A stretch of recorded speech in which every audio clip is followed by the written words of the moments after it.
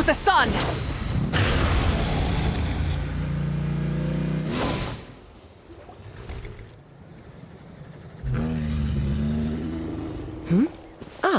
Traveler and Paimon. You came. Yep, and it looks like we made it just in time! Although, can't say the same for the Cuckoosaurs. Bit of a low turnout, huh? Yeah, you'll see why soon enough. All right, get ready. 3, 2, 1, fly! Whoa! We're really flying! I feel light as a feather. I'm flying without a Cuckoosaur. These phlogiston wings are awesome! What's going on? Paimon can barely believe her eyes. How did they fly all on their own? The merchants we ran into that day were selling a product called phlogiston wings. It's a flying machine worn on the back. To operate it, you just use a handheld trackball that controls the flow of gaseous phlogiston. That's incredible. Yeah. If our tribe, if Natlan mass adopted this technology, it would revolutionize our mobility and responsiveness in times of crisis. Just think of the countless tragedies that could be averted. I feel like I'm dreaming. Did I really just fly on my own without the help of a Cuckoosaur? You'd better believe it. Plus, you just passed the flying trial. Right, Elder Alpa? Elder Alpa? Should this really count as a pass?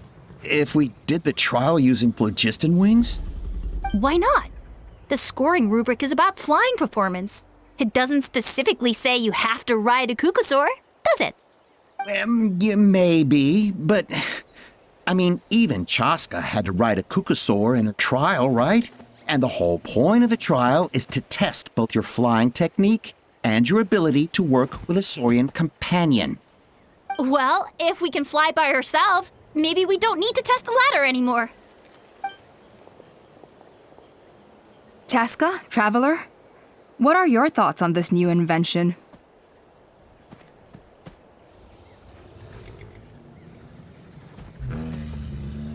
Right? That's what I think too.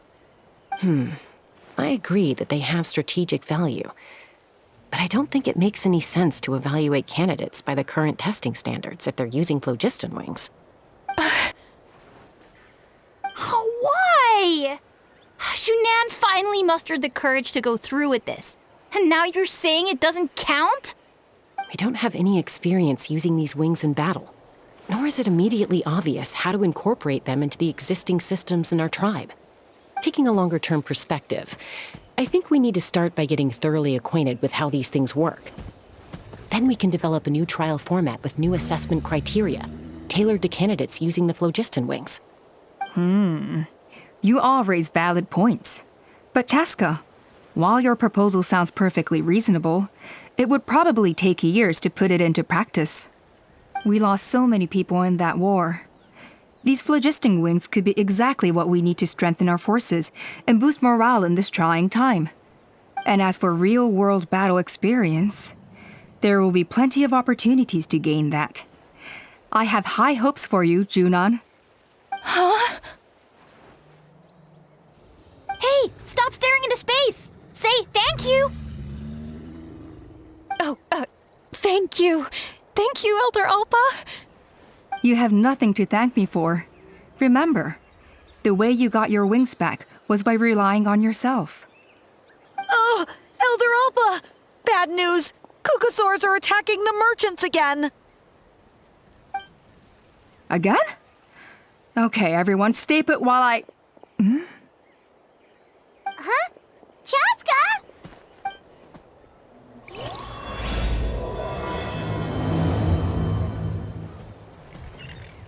Why did Chasca rush off like that?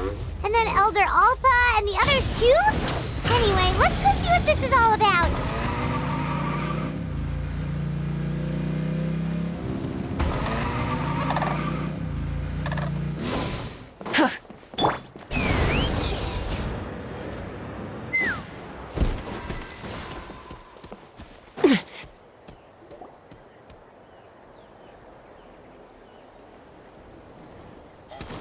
no! It's back!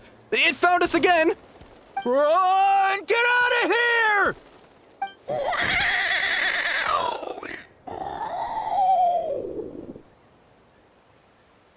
Curses.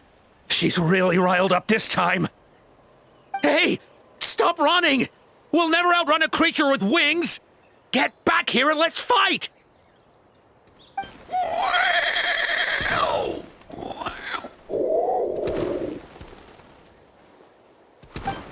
Stop! All of you! Chasca! Oh, wonderful! Quick, get rid of that thing!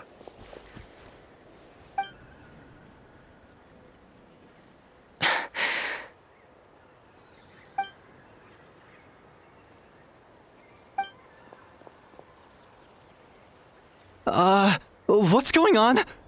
Why isn't she doing anything? So it really is you, sister. Wait, sister? That Kukusaur is Chasca's sister?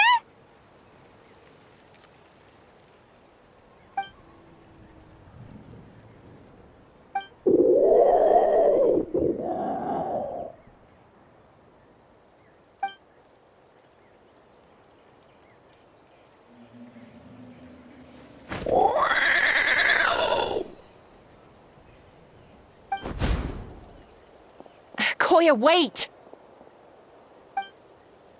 Is Chasca gonna be okay? Should we go check on her?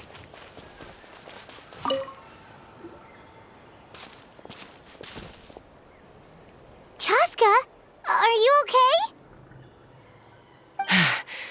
I'm fine. Sorry for making you worry. No point. She's an expert at hiding her tracks. Once she's shaken you off, you'll never catch up to her. At least, I always used to lose to her at hide-and-seek when we were kids. Well, yeah. You know I was raised by Kukusaurs. Anyway, she and I grew up in the nest together. Her name's Koya, and she's my big sister. We played together all the time, chasing each other through treetops or mountaintops. It felt like it would go on that way forever. Until the day I was sent back to live with the humans. Not all Kukusaurs are friendly towards people. Koya, for instance, she's fine with me because we grew up around each other, but she's not fond of other humans. When Mom decided to send me away, Koya strongly protested, and after I left, she became more and more reluctant to interact with humans. Maybe she thinks that humans stole you away from her. It's a possibility, but in any case, we still stayed best friends at first. I had a hard time adjusting to life in the tribe. So whenever something went wrong, I'd run off into the wild and vent to Koya. Ah, so that's what Uncle Cusco was talking about. He said you seemed to prefer hanging out with Saurians to your own kind back then. Yeah, I did. But then, gradually, everything changed. With a new mom and dad, a new tribe, and Koichi, I started getting curious about these humans and made an effort to understand their behavior. The more time I spent with them, the less I spent with Koya. And then, one day, it was Koya's turn to leave the nest. She sought me out and asked if I was willing to leave the tribe and go live in the wilderness with her. As far as I can remember, that was the first time she ever approached a human settlement on purpose. So, how did you answer her? Well, I wouldn't be standing here talking to you if I'd said yes. No, I was torn. On the one hand, I'd already made up my mind to embrace my new family and accept my human identity. But I also knew that Koya wasn't a fan of humans, and I didn't want to disappoint her. She took my hesitation as an answer. She saw it as a personal betrayal, threw a huge fit, and then flew off. We hadn't seen each other since, well, until today. Not for a lack of trying, though. I tried asking Mom where Koya's new nest was so I could talk things out with her. But Koya had already asked Mom not to tell me where she'd moved to. It must be hard for Mom, being stuck between her two daughters. So I didn't press the issue. And I didn't go looking for her. If things carry on like this, I need to make sure I find her before anyone else. Even if she doesn't want to see me. For now, let's bring the wounded back to the tribe. And see what Mutota and Elder Alba have in mind.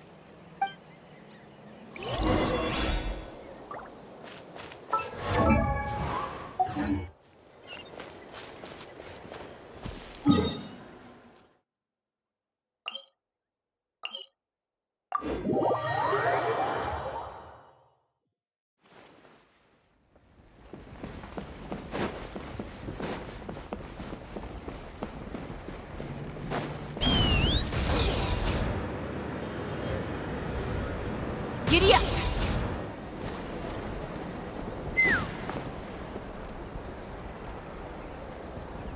So, I hear there's been another Kukasaur attack.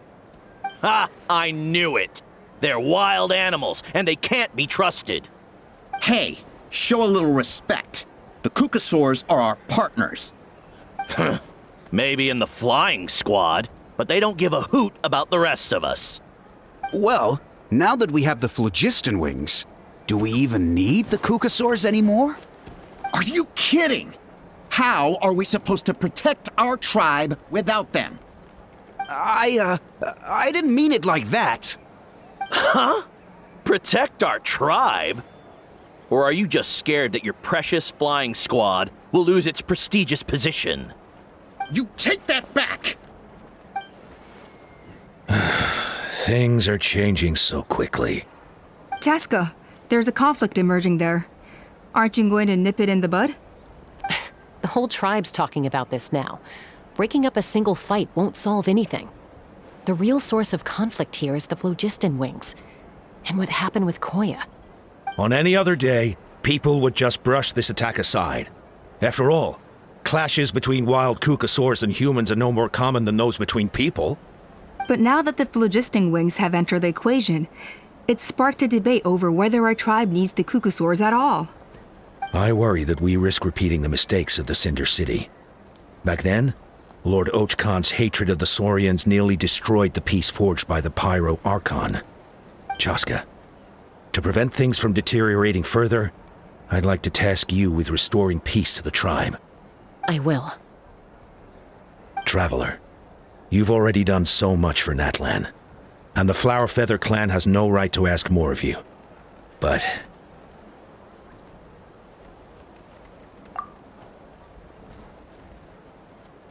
thank you.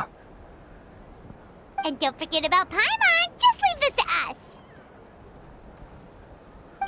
This whole situation has unfolded so quickly that it's put us on a back foot.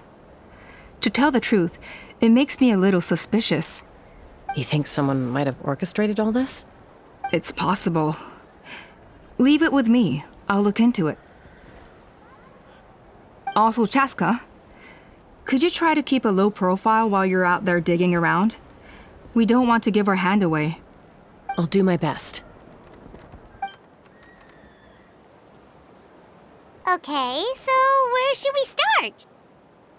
This all began with Koya's attacks. If we can find out what led her to do it, that should give us something to work with.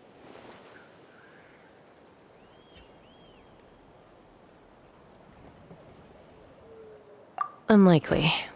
Given how she reacted when I showed up, I don't think she's forgiven me. If you want to resolve a conflict through dialogue, sometimes you need a third-party facilitator. Let's go see my mom.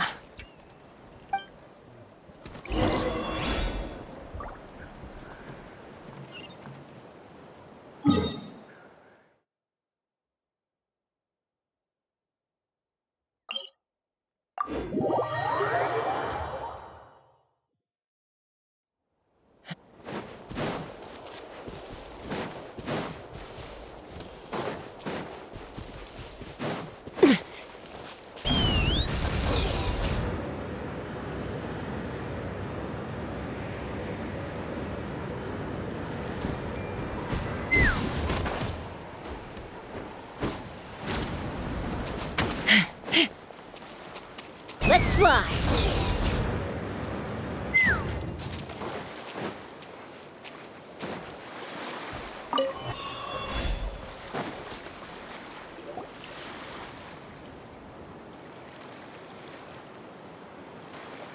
Wow, so this is where you used to live as a child?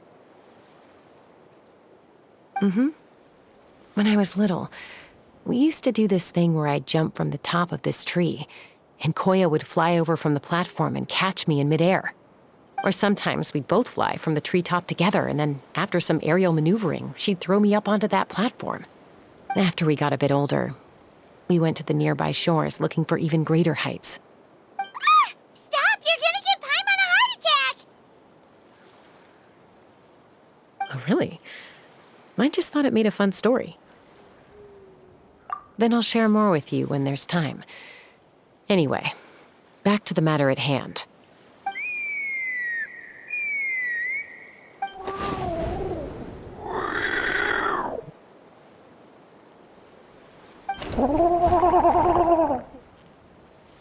Hey, Mama Bird, I'm back.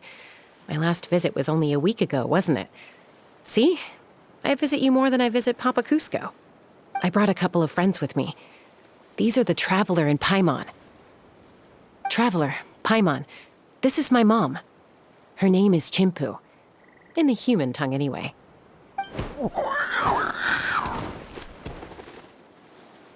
Hi! No, not really. I don't speak it as such, but I can sort of get the gist. Although only with Mom and Koya, since I spent my formative years with them. Even then, it's basically a best guess based on their sounds, body language, and expressions. Seems to work about 9 times out of 10, anyway. As for whether Mom understands me, I can't always tell. But somehow we still manage to communicate. Call it the family bond, I guess.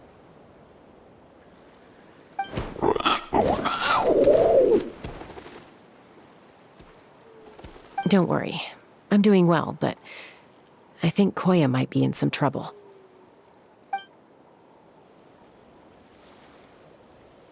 I know she's never been a fan of humans, but she's never deliberately attacked them before either. What's behind this sudden change? Does, Auntie Chimpu know anything? Doesn't look like it. Koya hasn't visited her in a long time. Then, could you please tell me where she's living nowadays? I really need to talk to her. If this animosity between her and the tribe continues, then the next time there's an incident, I don't know if I'll make it there in time.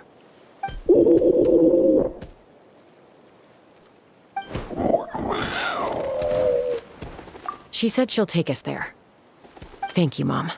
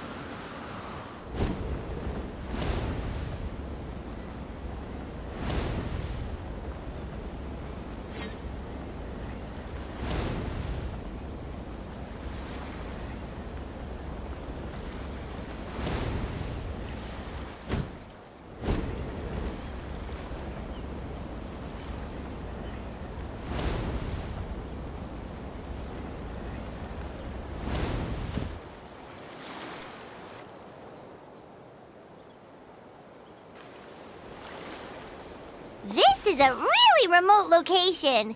Guess she was trying to get as far away from humans as possible. We stay here? Okay. Got it. Traveler, Paimon. Mom says we should stay out of sight for now. She'll talk to Koya first. Koya is very hostile toward humans right now. So if we show up unannounced, it might just make things worse.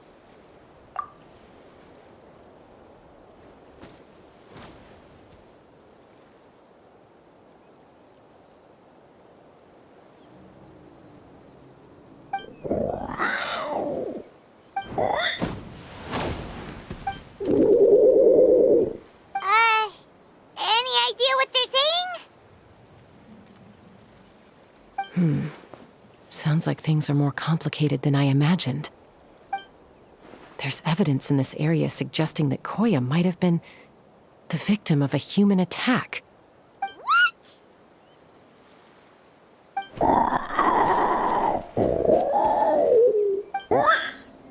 No! It's Chime, Koya's child. The attackers kidnapped her.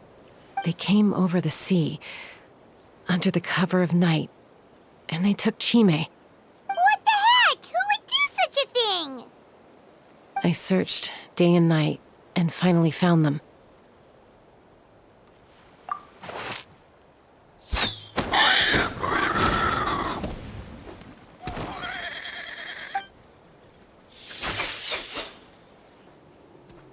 Oh, yeah! T'Pol's contraption is working like a charm! Got her in one! Hey, there's another one! Wait, is that the one that got away last time? Who cares? Just get them all! T'Pol pays us per catch!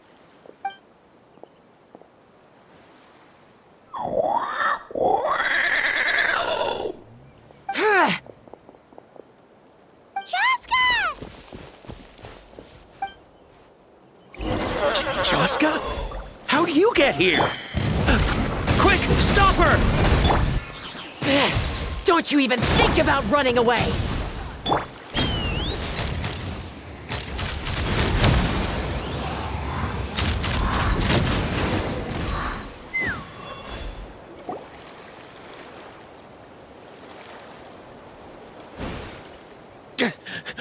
Don't come any closer, or I'll... Go, Phlogiston Wings! Take me out of here! Ah! Uh-oh, looks like it malfunctioned. This is bad. Mom and Koya are already injured. And if that thing explodes right next to them... Help!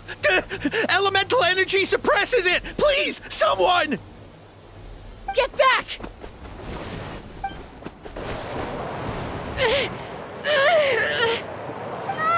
It's still going, and it's getting worse.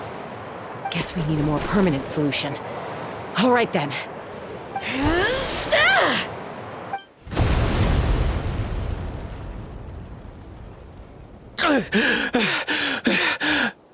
That was too close. I thought I was gonna die.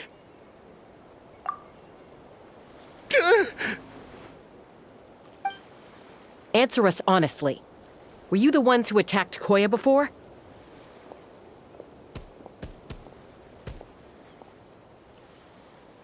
I am... No, it was...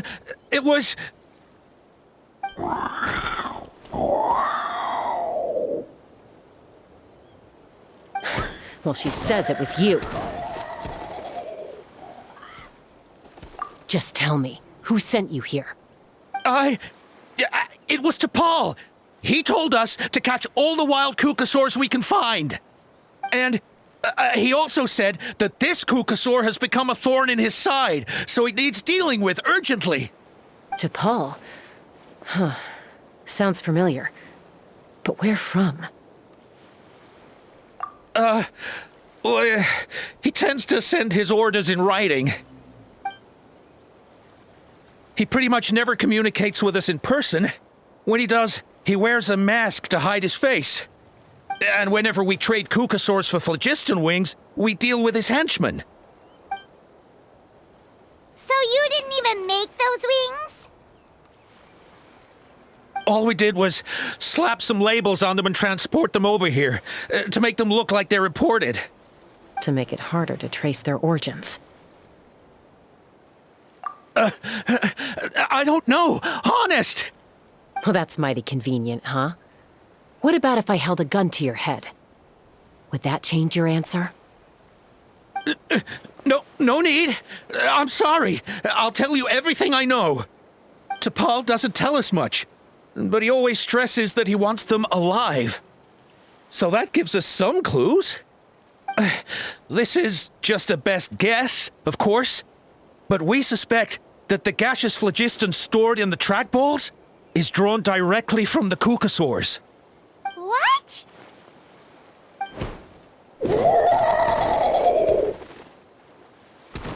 Easy now. You're still injured. Hey, keep talking.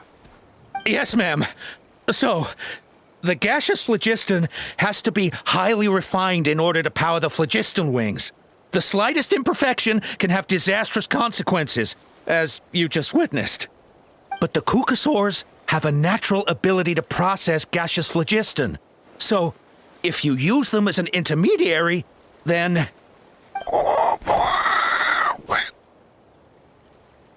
That's enough. So the Kukasaurs you took. Where are they now? T'Pol should have them. But no one knows where he's based, apart from him and his henchmen. We've tried looking for it ourselves, even followed them a few times. But we always end up losing track of them. Random thought. Maybe they're hiding up in the sky?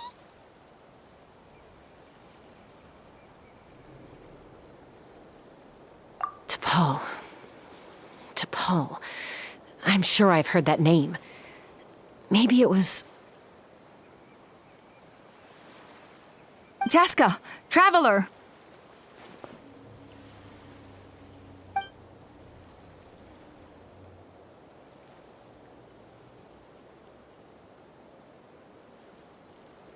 That voice! It's Alpa!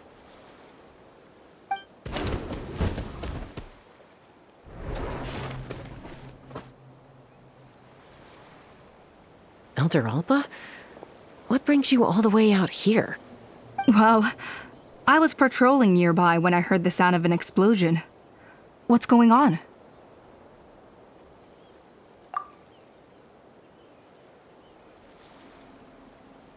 I don't believe it.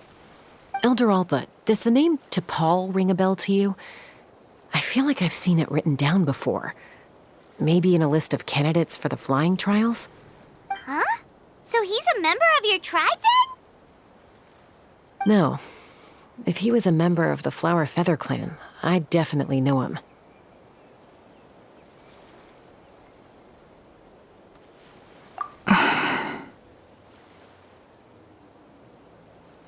Now that you mention it, I do remember a young man from outside our tribe who came to participate in our flying trials once. You were away on a mission at the time, which is probably why you don't remember him. He was a craftsman from the Children of Echoes, but he'd always dreamed of soaring the skies, so he wanted to join our flying squad. The Children of Echoes? That's rare. But despite his best efforts, he unfortunately failed to pass the trial and gain the Kukasaur's approval. In the end, he went wingless and returned dejected to the Children of Echoes. Wingless, huh? Maybe he invented the phlogiston wings to get revenge on the Kukasaurs. Perhaps. Or maybe it's simply his way of dealing with his regrets over his past flying endeavors. Either way, it doesn't excuse his abuse of the Kukasaurs. I'm gonna take these guys back and expose the truth to the tribe. It's time for this conflict to end. Easy, Chasca. Remember what I said about keeping a low profile? The ringleader still hasn't shown himself, and this man's allegation about powering the phlogiston wings with Kukasaurs is only speculation. Bringing these men to the tribe now won't win over any current supporters of the phlogiston wings. In fact, it may even escalate the conflict further. After all, many are mistrustful of the Kukasaurs after recent events. Is that why T'Pol waited until now to try to capture my sister? I don't know. I mean, he did tell us to spread negative rumors about the Kukasaurs and slip some Mora to anyone opposed to them, but... But Koya only attacked humans because they stole her child! Nevertheless, we will be hard-pressed to change people's minds while emotions are running high. Unless we have irrefutable evidence. Bravo! My thoughts exactly. In the meantime, leave these men with me. I'll escort them back to the tribe. I'll take the other members of their crew into custody, too. They won't get another chance to stir up trouble. Fair enough. I guess finding T'Pol is going to be the key to resolving this conflict. Let's hope the Children of Echoes have some info on him.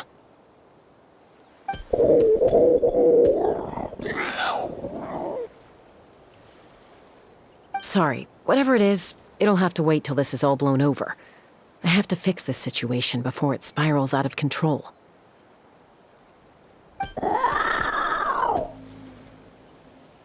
Mom, sis, rest up and get well soon. I gotta fly.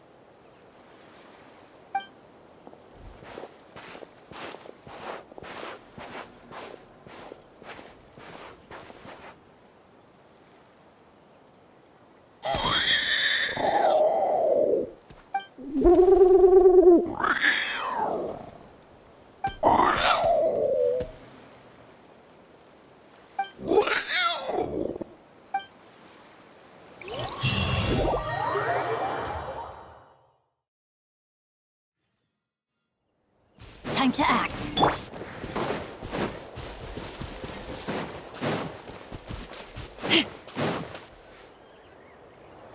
So Appa says that T'Pol's from the Children of Echoes. But how do we track him down? Just ask around until we find him? Let's start by talking to someone we know. It'll be faster that way. At this time and place, I'll bet the easiest person to find is... Wakey, wakey, Shilonen! Oh, it's you. Okay, give me a second. I'll come down.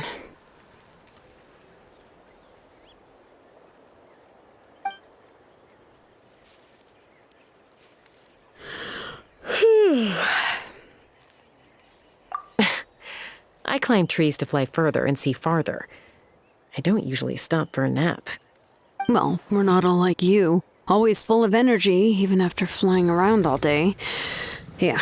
So, you've come all this way and interrupted my precious nap time. Might I inquire as to, why? I'm sorry, Shilonen, but it couldn't wait. Does the name T'Pol mean anything to you? He's a craftsman, apparently. Huh. T'Pol. Yeah, that rings a bell. I think that's Puma's child. Nope, I'm afraid you're a few years too late. Why are you looking for him?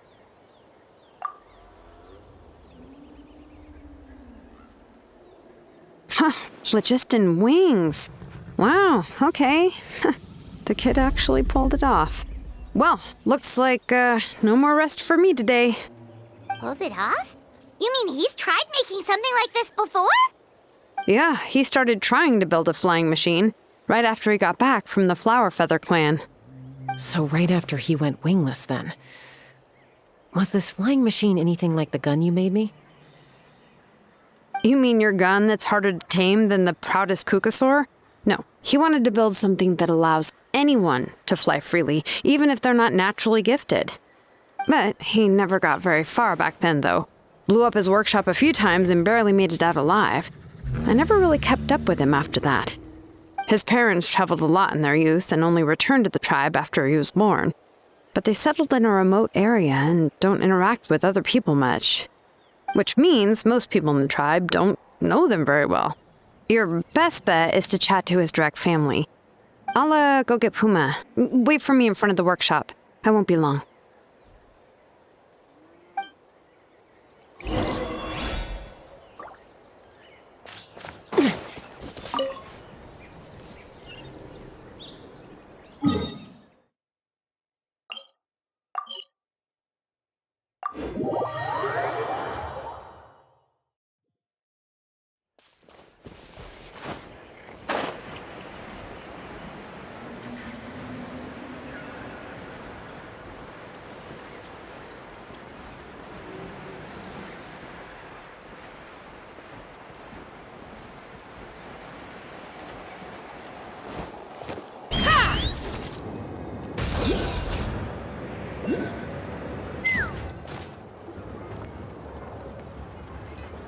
I'm back. Allow me to introduce T'Pol's mother, Puma. Hello, we're... Oh, save the pleasantries. I don't want to spend any longer talking about that boy than I have to. Huh?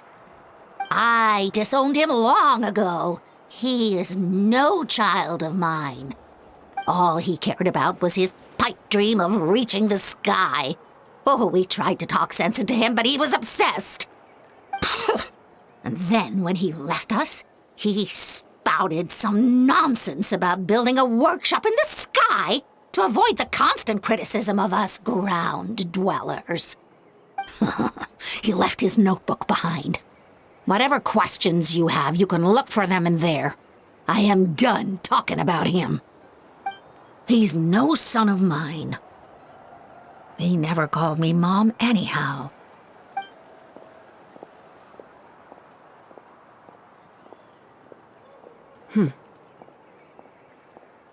Wow, they've really fallen out. Paimon sure wasn't expecting that. Her husband, T'Pol's father, he passed away recently, and T'Pol didn't even bother to show his face at the funeral. If you ask me, that was probably the final straw for Puma. I'll go keep her company. If there's anything else you need, just come and find me. Thank you. Okay, so this notebook is the only lead we've got now, right? What's in there?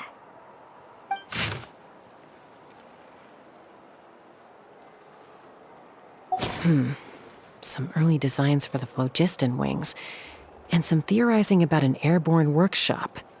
Natlan, the Cinder City. Looks like that's where he got his technological inspiration from. So, was he serious about the workshop in the sky? But that's such a big project for one person. Do we think he actually pulled it off?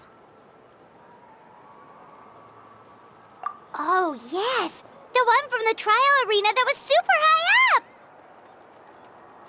That balloon has been there for a while, and everyone's been wondering how it got up there, but what if that's the wrong question? What if it started off even higher up, above the clouds and out of view, and it only descended to its current height due to some kind of malfunction? Part of T'Pol's workshop? Seems likely. If T'Pol's base had been hiding above the clouds this whole time, that would definitely explain why Isidore couldn't find it. I totally called it! But how do we get up there? Chasca, can you even fly that high?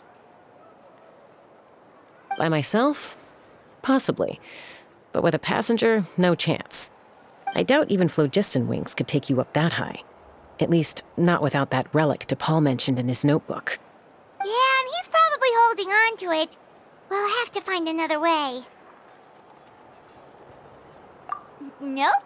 That's way beyond Paimon's altitude. Also, would you really expect Paimon to go up there and take on T'Pol all by herself? Let's not worry. Just because we can't think of a solution doesn't mean no one else can. I'm not the only flying expert in my tribe, you know. Oh, good point. We should go ask Elder Alpa. And Mutoda. He was quite the flying ace back in the day, too. Let's head back and see what they suggest.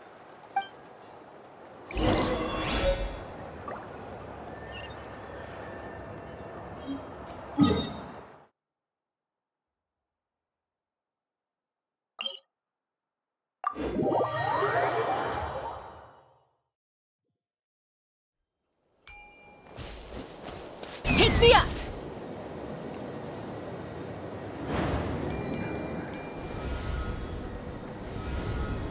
Giddy up!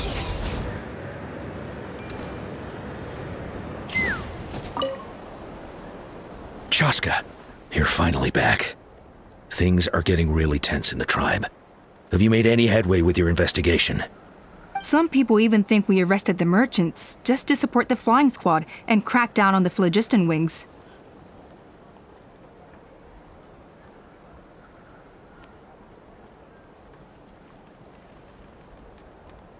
We found some promising leads, but there's a major obstacle standing between us and the irrefutable evidence we need. A A relic from the Cinder City? So Och Khan's still managing to sow discord, even after all these years. An airborne workshop and a hot air balloon above the trial arena. And that's where you're trying to get to now? Neither phlogiston wings nor a Kukusaur can take you that high up. Do you really think that's where T'Pol is hiding? You know what? There might just be a way. Really?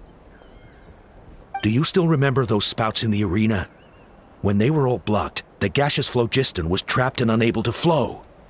But now, it's flowing freely. If we were to block them up again... You mean all of them except the one at the very top of the arena? To build up the pressure there? Precisely. With all the gaseous phlogiston flowing through one spout, it would create a high-pressure wind current. And then we just ride it up into the sky! Yes, it has its risks, but with Chasca's abilities, I think she could manage it. It's an extremely risky approach, but I agree that it's feasible. If you want to give it a try, check with Inkanak at the trial grounds. She can explain how to block the spouts. Chasca, if anyone has a hope of seizing this evidence from the high heavens, it is you.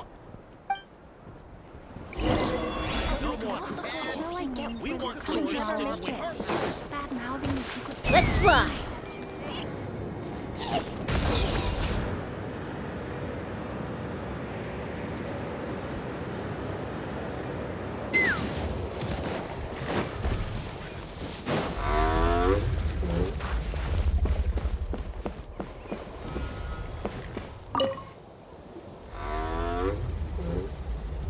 Goodness me, that is a very bold idea.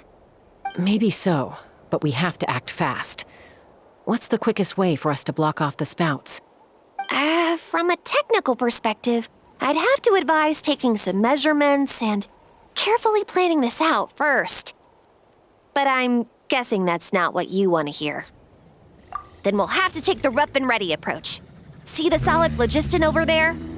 Our prior inspections revealed that some kind of stable structure has formed inside, making it highly damage resistant.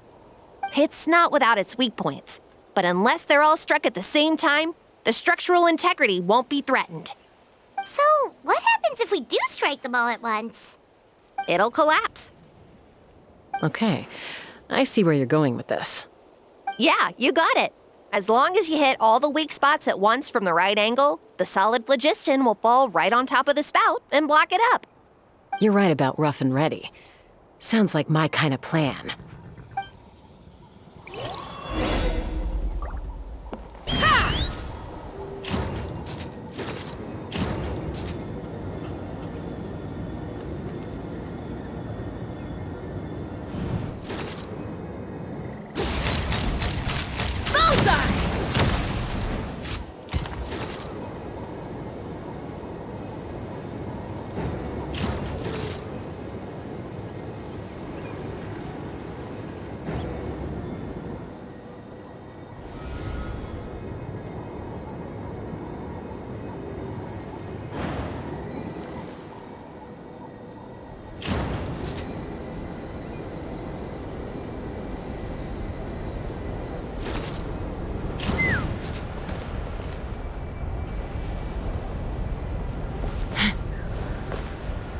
Let's ride.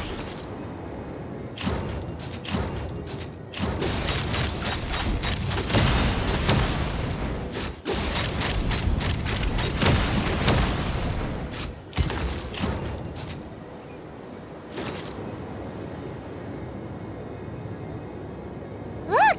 There's a chunk of solid phlogiston right over that spout!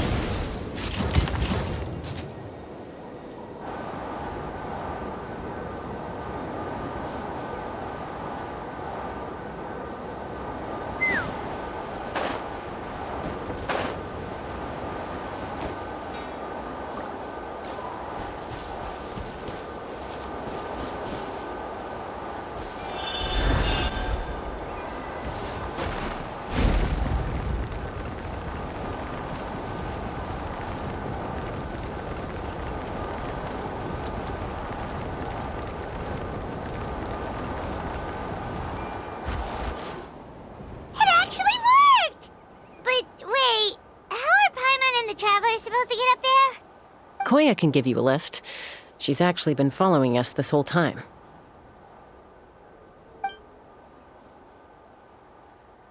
Wow, Paimon didn't notice at all. Well, probably because she didn't want to get too close to humans. Or maybe just me. But right now, we need her power. Whoa, you didn't even have to summon her.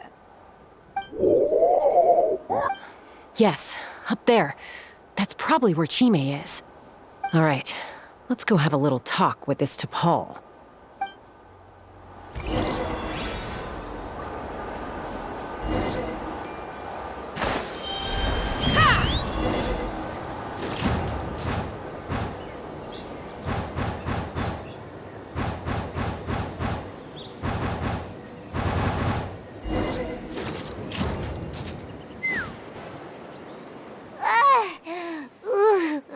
Haven't ever flown that fast before. She feels so ready to throw up. Aha. Just as I thought. It might look like a regular hot air balloon from the outside, but up close, it's clearly been heavily remodeled. And sure enough, it only descended below the cloud line because the custom-built machinery malfunctioned. I should be able to figure it out with T'Pol's notebook. Thankfully, I know a little DIY from fixing up my guns when they're having issues. That should just about do it. Now all it needs is a nice hard kick. Maybe that works on your guns, but, huh? We're really moving!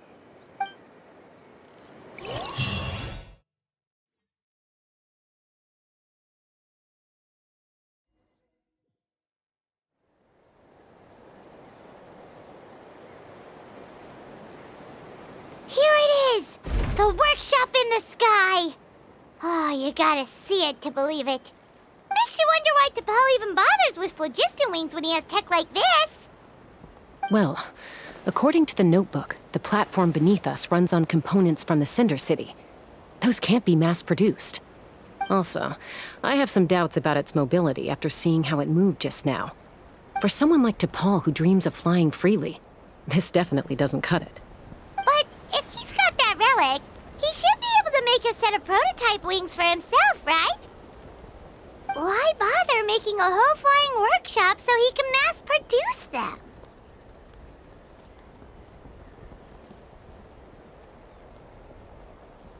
But this doesn't add up. If he's already achieved the power of flight, then he must have bigger dreams we don't know about. But what?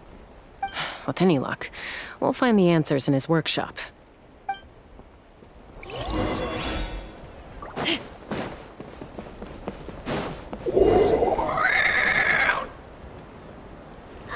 Cuckoosaurs! Seems like the merchants were right.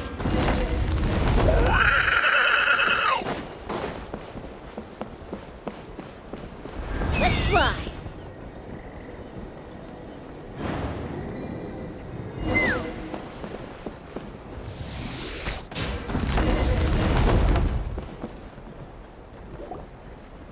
Why won't it fly away like the others? Is it... She's still breathing, but barely. By the looks of it, T'Pol was using these cages to extract phlogiston from the Cuckosaurs. Once a Cuckosaur is drained of phlogiston, it becomes too weak to move. We'll have to come back for these ones after dealing with T'Pol. Let me see. Looks like a record of his phlogiston research. Log number 330. With the support of... I was finally able to launch the airborne workshop.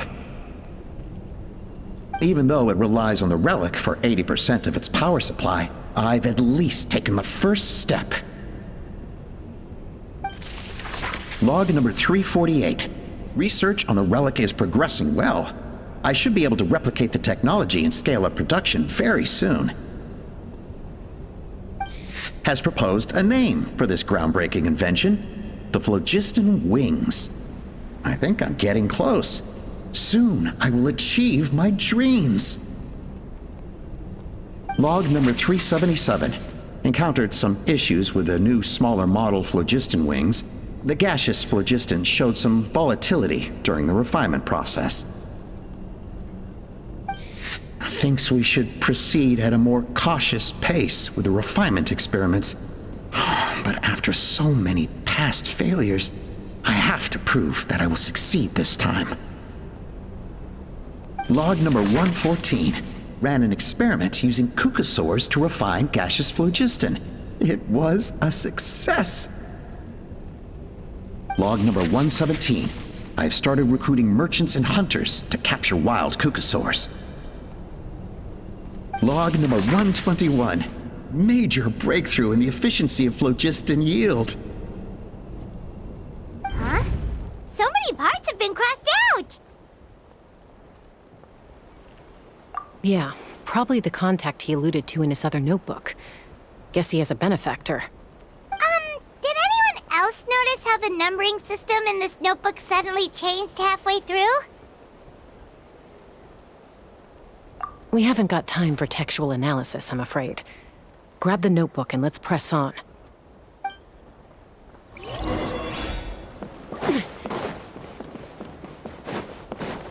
Huh. Never seen one of these before. Looks like this was built with the Cinder City components, too. You're not thinking of giving it a nice hard kick, are you?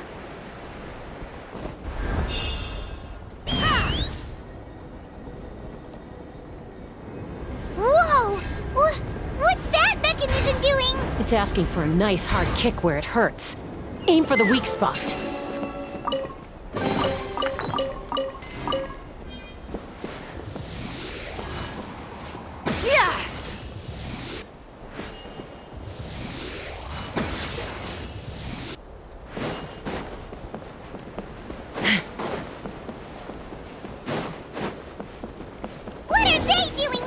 It's T'Pol's henchmen. He must have brought them here using the relic in his prototype wings. Watch out!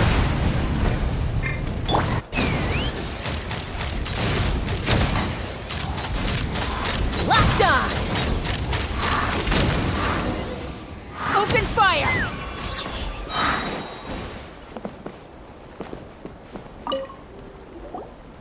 Hey, look here! More of T'Pol's notes!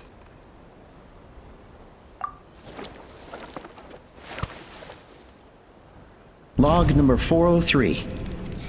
Introduced me to some new comrades who fully support my ideas. I told them that some Saurians are blessed with wings, and some people with natural gifts, while the less fortunate among us can only look on longingly as they seize the skies. But I also told them that progress can erase individual differences.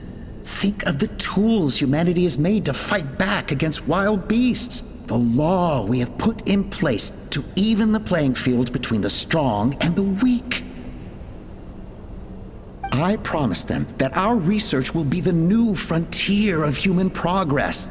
With our phlogiston wings, the power of flight will no longer be for a select few to enjoy. Imagine a world where the skies are for all to share.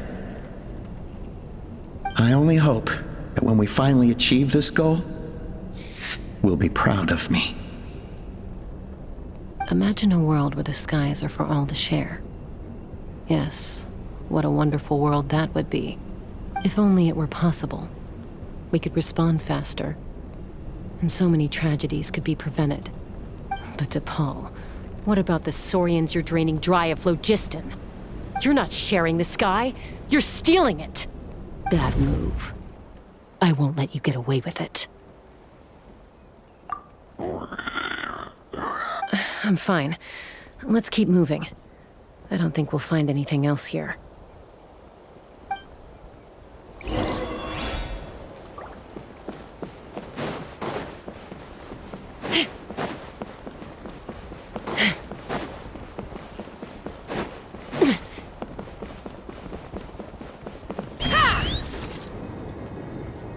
Giddy up!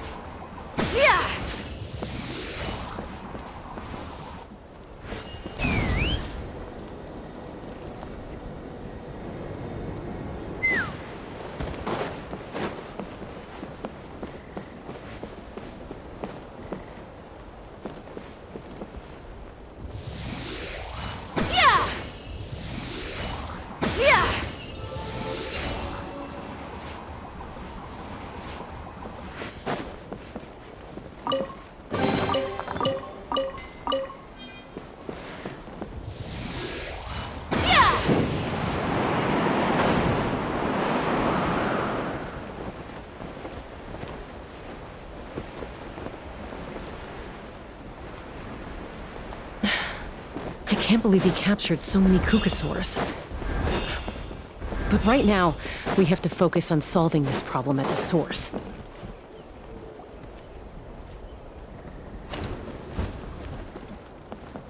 Looks like we've reached the center of the workshop. And still no sign of Koya's baby.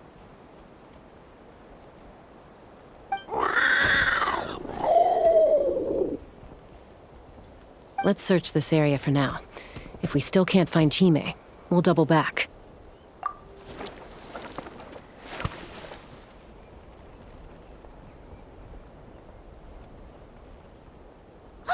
Chasca, Traveler, come quick! What is it? Did you find Chime? Not yet, but look! It's another one of T'Pol's notebooks! All right.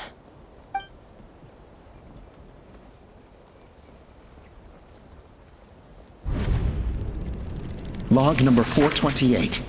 We decided to restart the experiments on phlogiston refinement, but without telling. This is the final obstacle to the success of the Phlogiston Wings project. We cannot fall at the last hurdle. Log number 436. Earlier today, suggested using Kukasaurs as an intermediary to extract refined phlogiston. It's certainly feasible, but... Anyway, as long as our secret experiment succeeds, I'm sure won't bring it up again. Log number 443. We will conduct the experiment tomorrow. But birthday is coming up, so hopefully we'll have a birthday surprise for her. Log number 444. Huh? Why is this log empty? I guess whoever wrote down the log number was prevented from recording the results.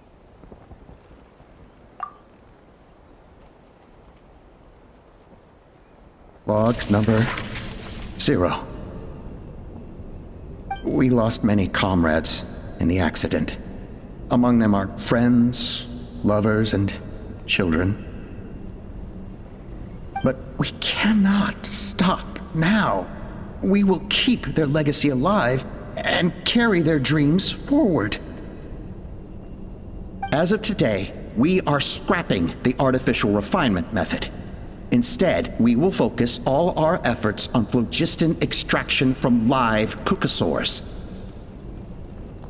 They are arrogant beasts whose existence in the wild serves no one but themselves.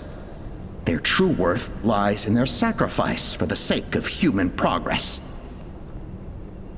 To facilitate our operations, we will gradually move the airborne workshop closer to the Flower Feather clan, even as we continue to expand it.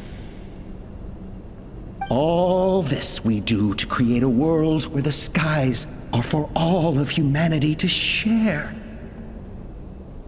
All this we do to make T'Pol's dream a reality. Given the way this is written, not to mention the fact that the numbering has started over from 0, it kinda sounds like this is someone new. Does that mean that T'Pol's already... There's also a letter tucked in the end of the notebook. It's from Puma.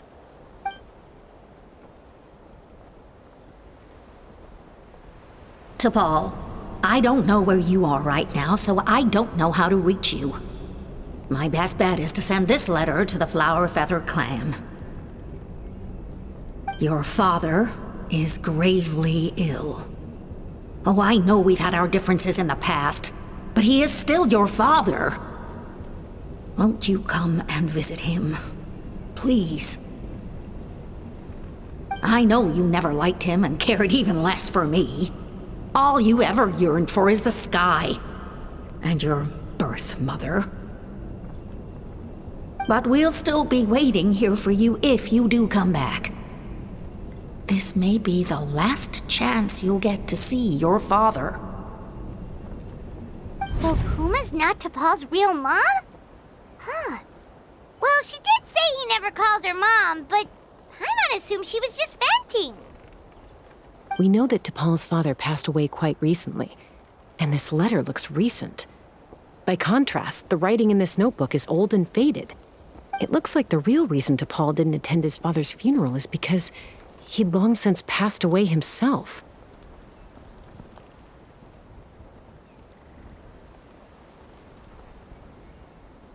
If we ask ourselves why this letter was sent to the Flower Feather clan, why T'Pol always yearned for the sky, and how he got his hands on a relic from the Cinder City, it all points to one answer. That's right. T'Pol was my child. He was born during my days as a wingless wanderer. His birth gave me new hope. I wanted to become the kind of mother who spent her days as a valiant rider, soaring the skies. Not an aimless, wingless nobody. But his father wanted to settle down, to give his child a safe, sheltered life in his tribe. We fought about it constantly, until the love we once had for each other was gone. He started a new family, with another traveler who was also looking to return home. And I went back to the Flower Feather clan, alone. Opa? I had no idea that despite being raised among the children of echoes, my child still harbored dreams of the skies. Can you imagine, Chasca? The joy and surprise I felt when he showed up at my door, asking to join the flying trials. Or how proud I was when he said he wanted to prove his own worth, rather than relying on my position as elder. And then the anguish that overcame me when he was rejected by the Kukusaurs and became wingless, just as I had after my injury. You've got a lot of nerve showing your face here. Don't take this the wrong way, Chasca. I'm not here for a fight. I just want to talk. Isn't that your preferred way to resolve things? I trust you've learned of T'Pol's wish on your way here. A world where the skies are for all of humanity to share. If only his dream can be realized, no one will ever have to lose their wings again. Our aerial prowess will be greater than ever before. War will never again come at such a great cost. The loss of Koichi is a tragedy that need never be repeated. So tell me, Chasca, do you really wish to see the phlogiston wings forever grounded and gathering dust? Nothing you've said excuses all the conflict you've caused. You mean the argument back at the tribe? It was a necessary measure. Sometimes this is the only way to accelerate the pace of progress.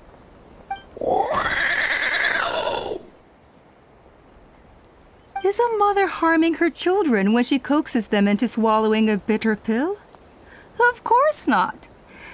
It is a brief moment of suffering for the greater good, and the child would come to understand this in due course. The phlogiston wings are that bitter pill. We will never progress as a tribe if we cling to the scraps the Kukusaurs offer us.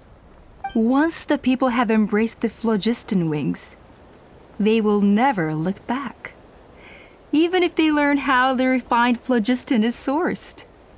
They will convince themselves that the sacrifice of a few Kukusaurs is a small price to pay for our dominion over the skies. But this I had not anticipated. I barely had the chance to introduce the phlogiston wings to the tribe before you found this place. Your plan was hardly foolproof. Yet, it can still be salvaged. Chasca, Traveler, you are the hope of humanity. I'm sure you have your doubts about my methods, but know that my love for humanity and for Natlan is genuine. You know me, Chasca. And you know that I've always treated everyone in the Flower Feather clan as my own children, as fellow humans. Surely you can understand my perspective. Alpa, Natlan doesn't belong to humans alone. And truthfully, neither do I.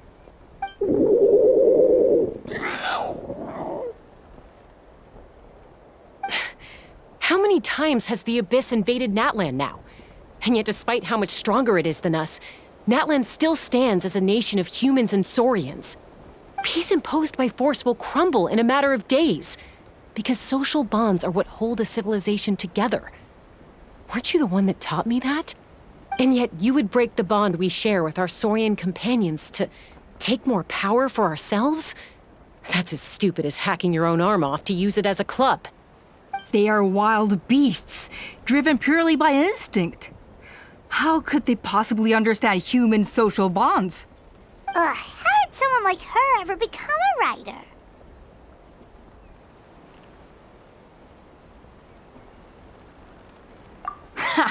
You overestimate them. They bow to the strong and shun the weak. That's all there is to it. They never gave Tepal a second glance when he was at his lowest, nor me when I returned injured from the Cinder City. It's all about survival of the fittest for them. Plain and simple. They obeyed me once I proved myself stronger than them, but the moment it serves them better, they'll abandon me in a heartbeat. You're wrong, Alpa. They only reject the wingless because they don't want to fly anyone to their death. Chasca, I will promise you this. Only the unruliest wild Kukusaurs will be used for phlogiston extraction. The ones who have nothing else to offer to humanity. Well, that's too bad. Because I know a few unruly wild Kukusaurs who don't think that idea is gonna fly.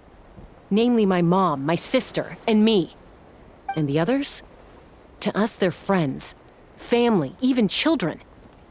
So if you want to put any of them in one of your cages, you're gonna have to go through us. Is that right? I knew you might be difficult to convince. Maybe this will change your mind.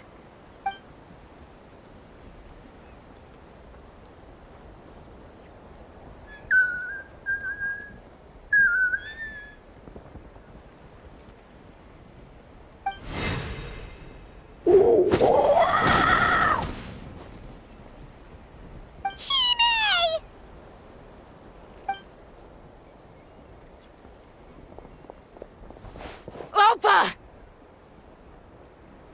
Careful! Don't make any rash decisions. Unless you want to see her suffer. Oh no, that's one of the extraction cages! I told my subordinates to take control of the tribe while I was away. Luckily for them, our strongest warrior and our most powerful ally aren't there to stop it. Take control? What are you planning to do with Mutota and his supporters? Merely accelerate their inevitable downfall. They cannot stand in the way of progress forever. It is not the move I wish to make, but I'm afraid you and your friends force my hand. And since you insist on opposing me too, I have no choice but to keep you here until the dust has settled. So that's what you meant by I just want to talk. You never intended to negotiate. You just wanted to stall us. No, Chasca. I genuinely hoped I could win you over. You are the strongest warriors we have. Put down your weapons, and I promise you that no harm will come to this young Saurian. I just need you to stay here for the next couple of weeks or so, while my people consolidate their power. Then, I will give her back to you, and you'll be free to leave.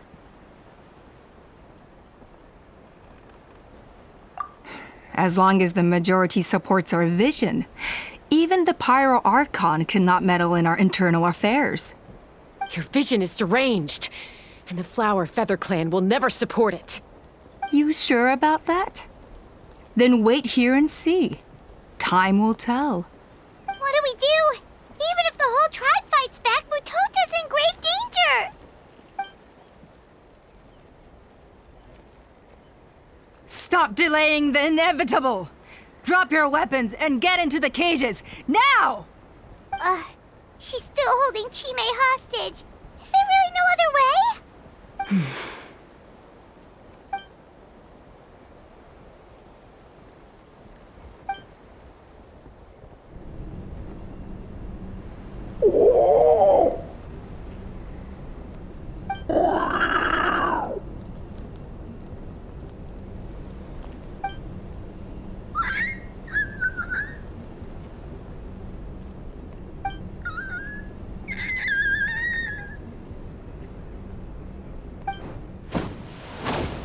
Koya? Huh? What are you yapping about? Stand down. Drop your weapons, now! This instant!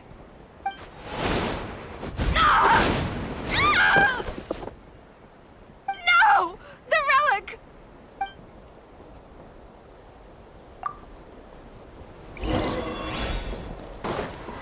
Knock him down.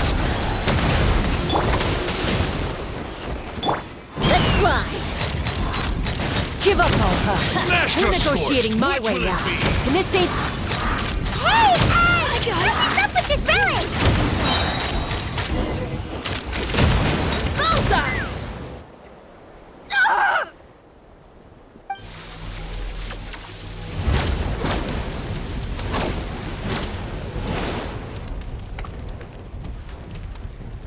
No! What is she doing? She'll bring us all down with her! But why? We stabilized the relic! Maybe it got damaged in the fight. If we don't think of something fast, this whole workshop is gonna fall apart. No. They're directly beneath us. My beloved tribe!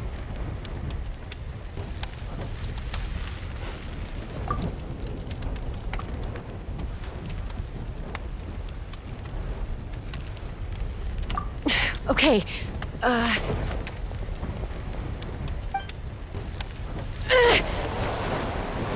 It's too powerful. This ain't a toy like last time. I don't think I can just throw it aside.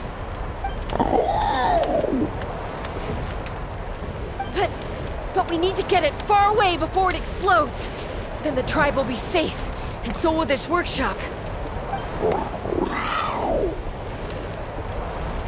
Koya, remember when we were kids?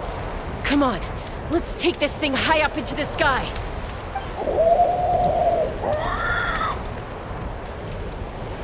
Don't worry, I know I can get rid of it before it explodes. We're talking some surface wounds at most. All I need is for you to catch me at the end, just like old times.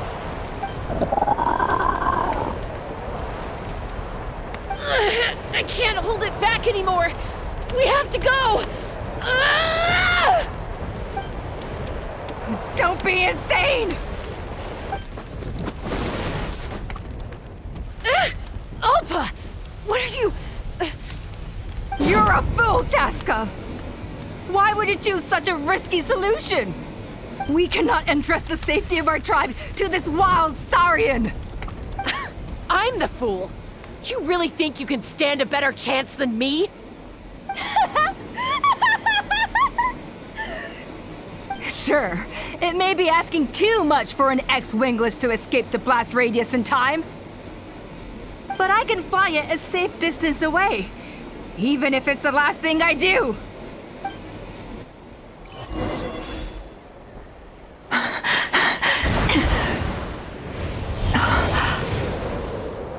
Here. This should be high enough to save the clan. What? You don't get to die a hero today.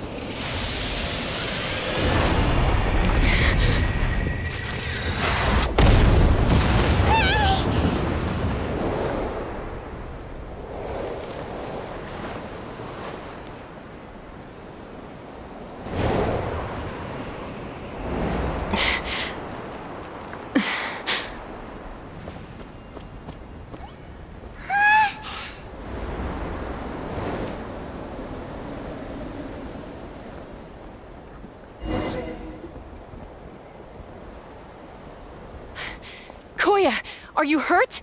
Let me take a look at you. What do you mean, I'm fine? Didn't I tell you to catch me on your back? Why did you try to shield me from the blast?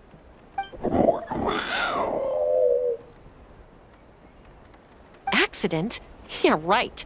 Seriously, you're as stubborn as ever. Chasca! Koya! How are things looking here?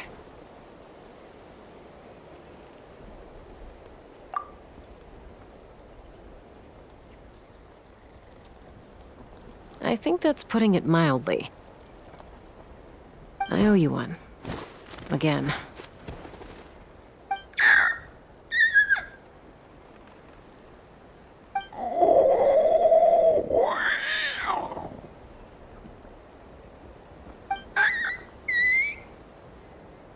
Oh, but be honest. Do you still think Kukasaurs can't form bonds? Mom, I'll figure out the refinement problem. I'll find a way. You don't need to worry about it. I just need some more time. That's all I ask. Please just trust me. Just this once.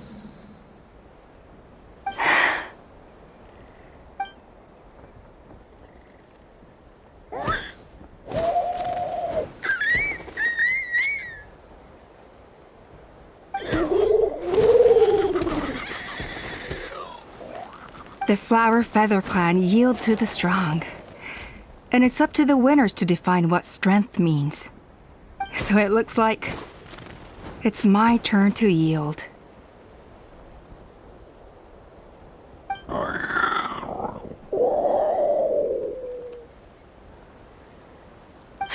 Koya! Koya!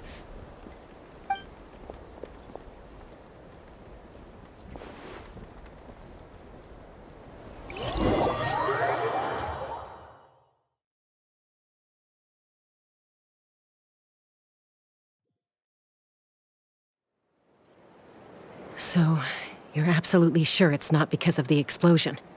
Yes, for the 10,000th time, I'm sure. The blast barely touched her. The reason she fainted was old injuries playing up, compounded by overexertion in recent days. The moment she finally relaxed, all the built-up stress finally caught up with her. And no wonder. Honestly, she's just like you. Anyway, now you know how we feel when you go off risking life and limb. Your mother and I would both appreciate it if you lived less dangerously. You know she wrote to me from the Masters of the Nightwind, just to scold me for not doing enough to keep an eye on you.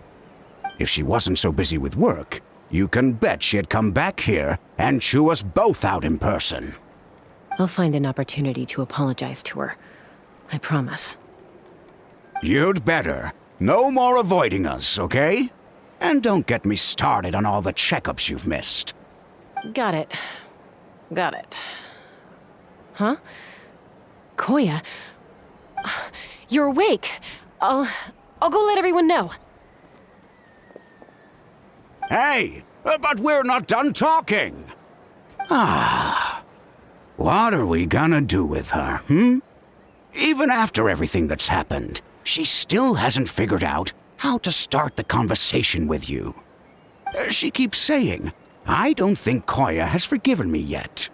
But if you ask me, she's the one who's scared to open up and have an honest conversation. For all her confidence, she's a very sensitive soul underneath.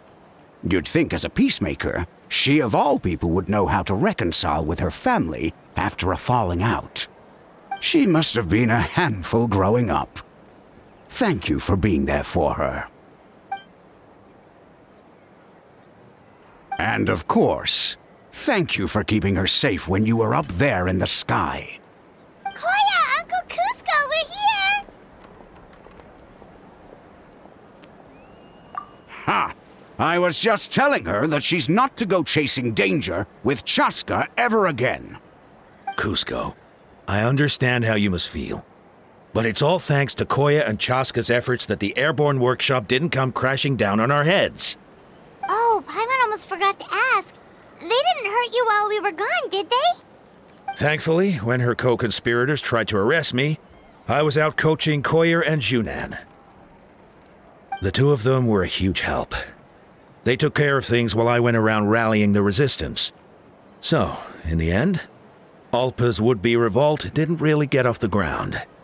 And as it turns out, not all of the wingless want to see our dear Saurian friends replaced with phlogiston-powered gizmos. I'm so sorry you got mixed up in this, by the way. We should have caught on to Alpa's scheme sooner. We could have saved so many Kukasaurs from getting hurt. Most of the airborne workshop has now been dismantled. We've just left one small, harmless part intact, and repurposed it as a jail for Alpa and her cronies. Let's see how they like being locked up in a sky prison!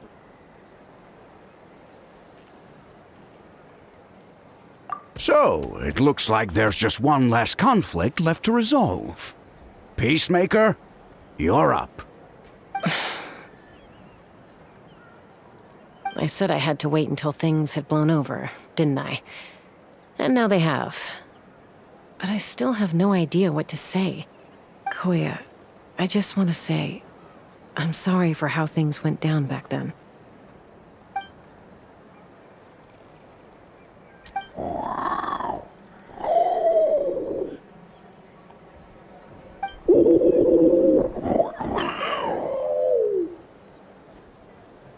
Huh? Does this mean you're not mad at me anymore? There's that family likeness coming through again. But that day, when we ran into each other...